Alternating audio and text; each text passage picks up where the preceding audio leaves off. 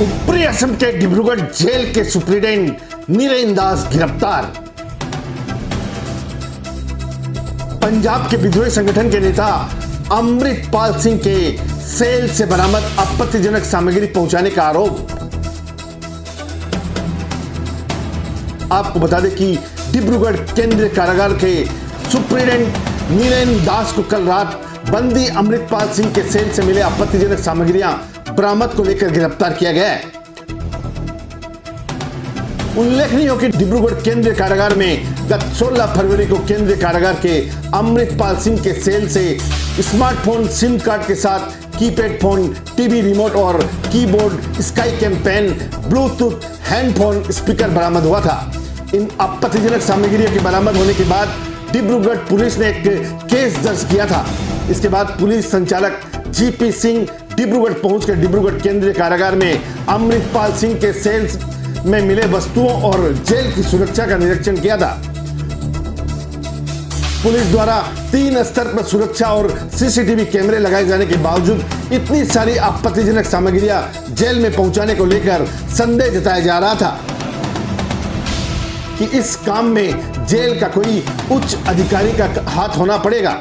आखिरकार इस पूरे प्रकरण में जेल के सुप्रीडेंट नीरेन दास की संलिप्तता पाई गई, जिसको लेकर पुलिस ने कल रात जेल सुप्रीडेंट नीरेन दास को गिरफ्तार कर लिया है।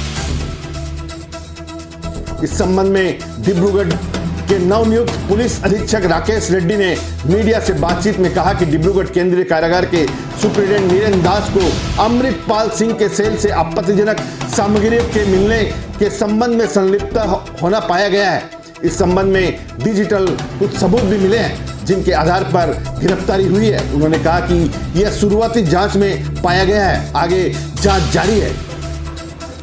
Few days before there was a search made inside the jail where we have found mobile phones, remote with keypad and other devices inside the jail premises.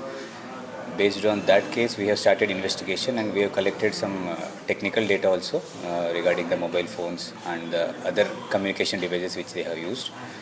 Upon further investigation we found that there is a nexus between the jail officials, especially superintendent and others, with the NSU detainees, and for this reason we have registered a new case. Appropriate sections have been applied there, and upon sufficient evidence and incriminating evidence, which is both technical evidence and also certain footage, we have taken him into custody yesterday night and arrested today.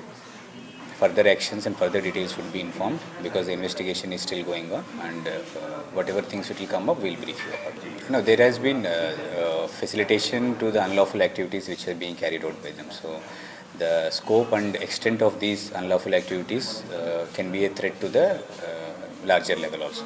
For this reason, whatever activities and support they have given by the jail staff is taken in a very serious manner, because they are NSU detainees staying in our jail, which is a huge thing, and we have to ensure that the rules under jail manual has to be followed. Nothing new has to be provided to them, and in any way, if any support is being provided them, the loss and the extent of danger to the sovereignty will be more.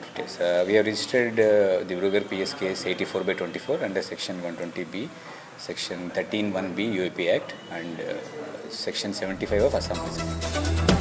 जिला अधीक्षक राकेश रेड्डी ने कहा कि jail superintendent Niren दास को विभिन्न धाराओं के अंतर्गत डिब्रूगढ़ थाना में रखा गया है। आगे के जांच में विद्रोही संगठन के नेता अमृतपाल सिंह को सामग्रियां मुहिम कराने को लेकर कई अन्य लोगों की गिरफ्तारियां की भी संभावना जताई जा रही है। डिब्रूगढ़ से कैमरा पर्सन मुन्ना घटवाल के साथ अरुण कुमार जैन की रिपोर्ट।